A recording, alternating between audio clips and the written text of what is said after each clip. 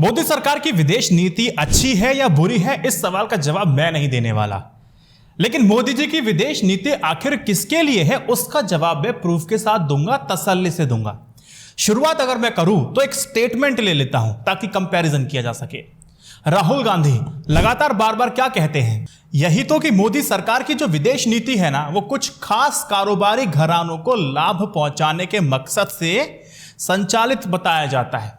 इस सिलसिले में उन्होंने खास करके प्रधानमंत्री मोदी की ऑस्ट्रेलिया की यात्रा, श्रीलंका की यात्रा, बांग्लादेश की यात्राओं का जिक्र करके यहां पूरा दावा कर देते हैं कि उस दौरान नरेंद्र मोदी ने एक फला समूह को सौदा दिलवाने के लिए विशेष प्रयास किए थे। अब ये कितना सही है, ना चाहते हुए सब चीजें करनी पड़ती, मैं समझाता हूं कैसे। लेकिन उससे पहले आप ये टाइम्स नाउ ना भारत का स्क्रीनशॉट तो देखिए साहब, क्या चल रहा है। रशिया और इंडिया की दोस्ती ने किया ऐसा कमाल कि ओपेक देश हो गए परेशान, अकड़ निकाल दी, बहस निकाल दी। तो इन दोनों को मैं विदेश नीति से लिंक करके डिकोड करता हूं, प्लस एक ग्लोबल कंबाइंड एग्जांपल देने की कोशिश करता हूं ताकि आप बहुत अच्छी तरीके से समझें। आधी अधूरी खबर देखिए, बस आधा अधूरा ही आपको बना रखा है, पूरी बात सुनिए, गौर कीजिएगा। हिरोशिमा में शिखर बैठक के दौरान रशिया से होने वाले डायमंड के एक्सपोर्ट पर सैंक्शन लगाने का फैसला हो चुका है। मोदी जी वहां मौजूद थे लेकिन खामोश थे। क्यों खामोश थे? क्यों ज्यादा नौकरी नहीं जाएंगी या ज्यादा नौकरी पर असर नहीं पड़ेगा? क्या ऐसा है? बिल्कुल नहीं। 10 लाख से भी ज्यादा नौकरी पर असर पड़ेगा। भारतीय हीरा उद्योग और उसके कारीगर पर विनाशकारी असर होगा। फिर भी मोदी जी शांत हैं। क्यों? वेस्टर्न कंट्रीज ने सैंक्शन लगाया, इसीलिए। सैंक्शन तो आपके क्रूड ऑयल पे भी लगाया था। अच्छा, इस सैंक्शन से क्या होगा? अब इससे गुजरात में सूरत के हीरा उद्योग में 10 लाख नौकरियां खतरे में पड़ जाएंगी। और कई लोग तो ऐसा बताते हैं कि 10 लाख नहीं, आंकड़ा 25 लाख से भी काफी बड़ा होता है। और यहां तक कि रशिया का मीडिया बताता है कि ये 10 लाख नहीं, ये 1 करोड़ तक इंपैक्ट करने वाली बात हो जाएगी। एक रफ डायमंड की दुनिया भर में होने वाले तराशी और पॉलिशिंग का लगभग 90% काम भारत में होता है। इस कुल कारोबार में गुजरात का हिस्सा 50% से भी ज्यादा है। अच्छा, डायमंड की जो तराशी और पॉलिशिंग के काम में लगभग 25 लाख मजदूर जुड़े हुए हैं, जिसमें से ज्यादातर कमजोर तबके से आते हैं। सोचिए इन मजदूरों का क्या होगा, इनकी नौकरी के जाने के बाद अब इनका क्या होगा। अब यहां पर गौर करने वाली बात यह है कि G7 शिखर बैठक में प्रधानमंत्री नरेंद्र मोदी विशेष आमंत्रित शासन प्रमुख की हैसियत से उसमें शामिल होते हैं। लेकिन जब सैंक्शन की बात होती है ना, तो क्या आपने कोई खबर देखी कि उन्होंने पश्चिमी देशों के इस कदम का कोई बहुत विरोध किया है, ऐतराज जताया है? नहीं देखी होगी। जिसका भारतीय हीरा उद्योग और कम से कम उसमें काम करने वाले जितने भी लेबर है, श्रमिकों पर विनाशकारी असर होगा। फिर भी नरेंद्र मोदी जी ने कुछ नहीं किया। आप ये भी तो कह सकते हैं, अब आप ये कहेंगे कि देखो, आपत्ति तो उन्होंने 15 महीना पहले यूक्रेन युद्ध शुरू होने के बाद पश्चिमी देशों की तरफ से रशिया पर लगाए गए एनर्जी यानी कच्चे तेल और गैस पर जो भी सैंक्शंस लगाए थे, उस वक्त भी भारत ने आपत्ति नहीं जताई थी। लेकिन फिर भी हमारा रूस के साथ वो बात रही थी, हमने कच्चे तेल का आयात भी 10 गुना किया था, बढ़ोतरी हुई थी, तो आपत्ति नहीं की। तो इस वाले मामले में भी ऐसा हो जाएगा? नहीं होगा। यही तो खेल है कि नहीं होगा। तो इस मामले में भी ऐसा होगा। अगर आप सोचते हैं तो आप गलत सोचते हैं। देखा जाए तो कच्चे तेल को लेकर के भारत की ऐसी कोई निर्भरता थी ही नहीं रशिया के ऊपर। असल में यूक्रेन और रशिया का जब युद्ध चल रहा था, उससे पहले तक भारत में कच्चे तेल का होने वाला आयात में रूसी तेल का हिस्सा सिर्फ 2% हुआ करता था, जो अब 20% तक पहुंच चुका है। अब इंडिया की डिपेंडेंसी रशिया से सिर्फ ऑयल पे नहीं थी कभी भी। अगर उसकी डिपेंडेंसी अगर आप देखेंगे तो वो सिर्फ और सिर्फ डिफेंस, रक्षा क्षेत्र में है बस। फिर भी दबा के तेल भारत ने खरीदा। क्यों खरीदा? इस खरीद पर वेस्टर्न कंट्रीज ने जिसके ऊपर सैंक्शंस लगाए, उन्होंने भी आपत्ति नहीं उठाई, कोई ऑब्जेक्शन नहीं उठाया। क्यों नहीं लगाया? यह सवाल आपके मन में आया? यह सोचने वाली बात है। अब मैं बताता हूं कि क्यों नहीं उठाया। सारा खेला यहीं से शुरू होता है। जब बात लाभ की आती है ना, तो कम से कम आप उपभोक्ताओं को तो कोई राहत नहीं मिली। आपको पता है सस्ते में लिया, लेकिन आपको क्या फायदा हुआ? जनता को कुछ नहीं हुआ। हाँ, आप मन को ये तसल्ली दे सकते हैं कि हाँ, इतनी गनीमत तो हो गई साहब कि इस पूरे टाइम पीरियड में पेट्रोल और डीजल के दाम जहां पहुंच सकते थे वहां से नहीं बढ़े, बस इतने खुश है। मगर जो खेला है वो ये है कि देखिए रिलायंस इंडस्ट्रीज का तेल कारोबार चमक उठा। बड़ी खबर आपने, पिछले 31 मार्च को खत्म हुए फाइनेंशियल ईयर 2021-22 की तुलना में रिलायंस इंडस्ट्रीज का जो बिजनेस है, जो कारोबार है, उसका जो मुनाफा है वो 23% की बढ़ोतरी उसमें होती है। और इसको संभव बनाने में सबसे बड़ा योगदान किसका रहा? रूसी तेल का सबसे बड़ा योगदान रहा। अब रूस पर लगाए गए सख्त प्रतिबंधों के बावजूद आखिर भारत की इस गुस्ताखी का पश्चिमी देशों ने आखिर बर्दाश्त क्यों किया, यह भी एक सवाल है। जाहिर तौर पर उसकी सबसे खास वजह यह है, मतलब यूरोपीय देशों का, उसका अपना हित है, उसका अपना स्वार्थ है। हुआ ये कि 7 साल में कुछ ऐसा हुआ है कि रूसी सस्ते कच्चे तेल का जो आयात भारत ने किया, इंपोर्ट किया है, उसमें प्राइवेट कंपनी का हिस्सा 3/4 रहा है। और रिलायंस के गुजरात के जामनगर 3 दशकों पहले जो एक बड़ी रिफाइनरी लगाई थी ना, वो इस मौके पर बहुत बड़ी काम कर जाती है और बहुत बड़ा काम उस रिफाइनरी का रहा। रशिया के कच्चे तेल, क्रूड ऑयल का जो उसको प्यूरिफाई करना, शोधन करने के बाद रिलायंस ने और अन्य ऐसी कंपनियों ने वह तेल यूरोप को एक महंगी दर पर निर्यात किया, उसको एक्सपोर्ट किया। रशिया से सस्ते में लिया, रिफाइन किया, रिफाइंड क्रूड ऑयल को महंगे दाम में दिया। रशिया तेल की ये बैकडोर एंट्री यूरोपीय जनता को तो मतलब उन पे भारी पड़ी, लेकिन अमेरिका की मिलिट्री, इंडस्ट्रियल, माइनिंग कॉम्प्लेक्स और finance, insurance, real estate economy से नियंत्रित वहां के शासक जो वर्ग हैं, उनको ये सौदा शायद बहुत वाजिब मालूम पड़ा, विरोध भी नहीं हुआ। आखिर इसमें हर जगह के धनी वर्ग को फायदा ही तो हो रहा था, इसलिए किसी भी तरह का इफ एंड बट नहीं हो रहा था। समझ में आया? अब आप कहेंगे साहब, एक सवाल ये भी उठ सकता है कि क्या यूरोप और अमेरिका हीरे की ऐसी बैकडोर एंट्री के लिए राजी हो जाएंगे? सैंक्शन लग गया लेकिन बैकडोर एंट्री इस तरह चलती रहेगी, क्या दिक्कत आएगी? इसका जवाब है नहीं। अब आप बोलेंगे बैकडोर एंट्री में क्या समस्या है, इसमें भी तो धनियों को फायदा होगा? बिल्कुल नहीं होगा। वेल एक्सेप्टेड प्रिंसिपल है, सिद्धांत है कि किसी भी सरकार, राजतंत्र की जो उसकी फॉरेन पॉलिसी होती है, विदेश नीति होती है, असल में उसकी गृह नीति का ही विस्तार होती है। इसलिए अगर आपने सरकार की यानी कि पॉलिटी की, आपको पॉलिटी की और पॉलिटिकल इकोनॉमी की अगर थोड़ी बहुत भी समझ है, तो उसकी विदेश नीति के बारे में सटीक अनुमान लगाया बहुत आसानी से जा सकता है।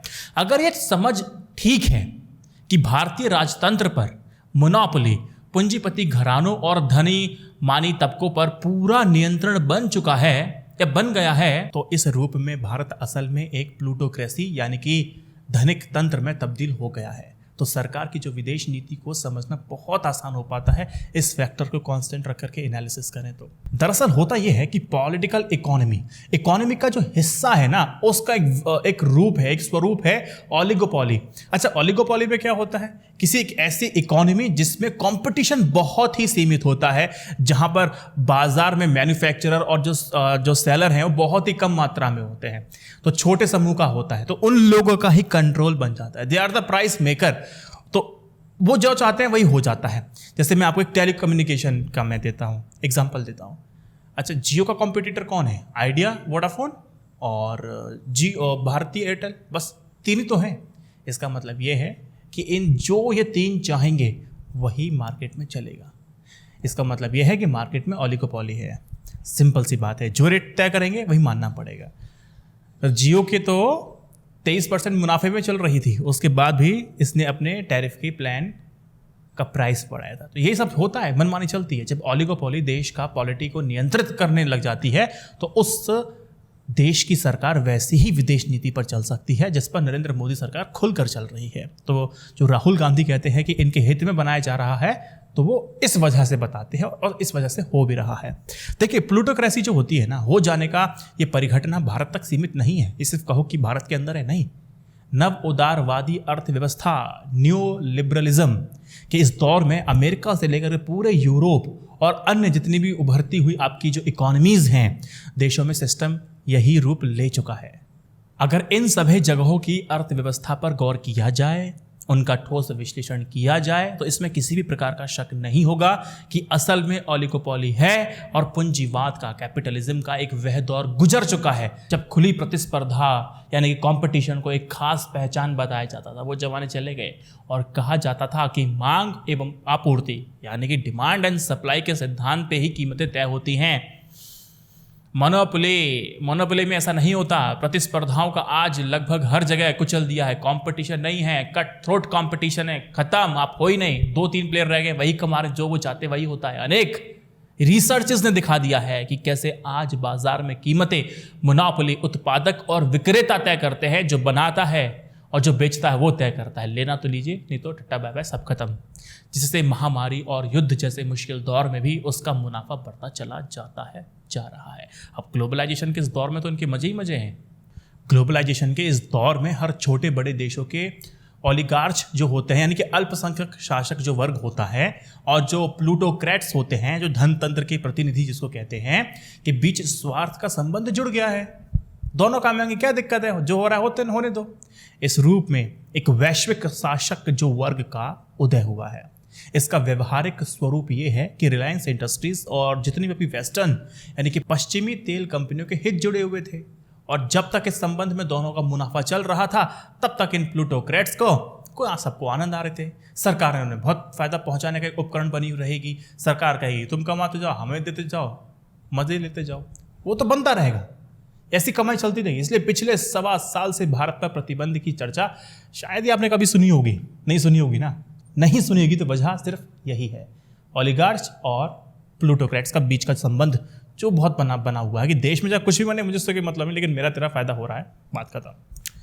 अब देखिए, गुजरे पूरे 3-3.5 दशक के इतिहास पर अगर आप गौर भी करेंगे ना, तो साफ क्या होगा कि इस दौरान सत्ता में रही भारत की लगभग तमाम सरकारें उद्योग जगत और जो प्लूटोक्रेट्स हैं धनी तबकों के साथ मिलकर के एक इकाई के रूप में काम करती हैं।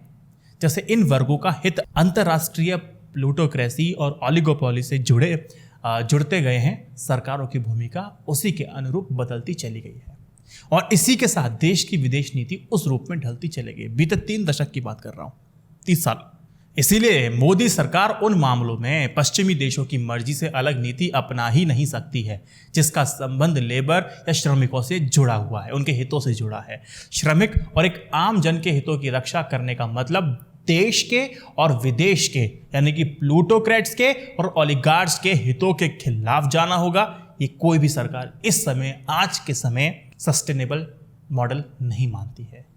मोदी सरकार की विशेषता तो यही है ना कि वो इनके हितों की रक्षा करते हुए और श्रमिक एवं आम जन के हितों को लगातार चोट पहुंचाते हुए भी अपने लिए राजनीतिक बहुमत जुटाए रखने में अब तक कामयाब हुई है, क्योंकि उसके पास हिंदू की पहचान, अल्पसंख्यक द्वेष और लव जिहाद जैसे कुछ ऐसे फॉर्मूले हैं जो समाज का एक बहुत बड़ा तबका को भटकाए रखने में सफल रहता है। आप देखो व्हाट्सएप पे क्या चर्चाएं होती हैं, यही तो सब होती हैं। ओलिगार्च, प्लूटोक्रेसी, कौन चर्चा करेगा? इस भटकाव में रोजी रोटी के मुद्दे कम से कम उसके समर्थक तबकों के लिए अप्रासंगिक बन चुके हैं। उन्हें कोई मतलब नहीं बनता है। आप कई सारी वीडियोस हमने ऐसी भी देखी जहाँ पे कहा जाता है कि हम 300 रुपये किलो आटा खरीदेंगे। ऐसे तो समर्थक इनकी बात करते। तो इसीलिए यही तो कारण है कि प्लूटोक्रेट्स और ओलिगार्च की सबसे पसंदीदा पार्टी भारतीय जनता पार्टी बन चुकी है। खुल करके इनके लिए खेल रही है, बिना पर्दे के खेल रही है। सरकारें पहले पर्दे के साथ खेलती थी, ओलिगार्च और प्लूटोक्रेट्स के साथ ये सरकार खुल करके खेल रही है। इसीलिए वो पसंदीदा पार्टी इनकी बनी हुई है। अगर कंक्लूड करूं तो ये कि भैया कच्चे तेल का जब बैकडोर एंट्री चल रही थी तो प्लूटोक्रेट्स और ओलिगार्च को अच्छा खासा मुनाफा हो रहा था, तो उन्होंने कोई आपत्ति नहीं जताई थी। बैकडोर एंट्री के बाद भी कोई समस्या नहीं हो रही थी। लेकिन हीरे वाले मामले में बैकडोर एंट्री असंभव है, क्योंकि मोदी सरकार ने यूक्रेन युद्ध के दौर में जिस तरह से भारतीय धनिक वर्गों के हितों को आगे बढ़ाया है, उसकी उम्मीद सूरत और दूसरी जगहों के हीरा कामगार नहीं कर सकते हैं। उनके लिए उम्मीद धूमिल होने की एक वजह यह भी है, यूरोपीय देश बैकडोर से तेल हासिल करने के लिए जितना बेसब्र रहे हैं, उनमें वैसी बेसब्री शायद हीरे के लिए ना हो। तेल के बिना काम नहीं चल सकता है, लेकिन हीरे के बिना काम चल सकता है। तो हीरे की बैकडोर एंट्री नहीं होगी। तो आप ये मत सोचेगा कि सैंक्शन लगेगी, बैकडोर एंट्री से काम चलता रहेगा। नहीं, गुजरात में और अन्य जगह बहुत बड़ी मारामारी होने वाली। तो ओलिगार्च और प्लूटोक्रेट्स की संभावनाएं मैंने आपको बता दी कि किस तरह से ये सिस्टम काम करता है। इस वीडियो को 3 व्हाट्सएप ग्रुप में शेयर कीजिए, सबको सजग कीजिए, सतर्क कीजिए। जय हिंद, वंदे मातरम। Stay updated, stay educated. सत्यदेव जयते। नमस्कार।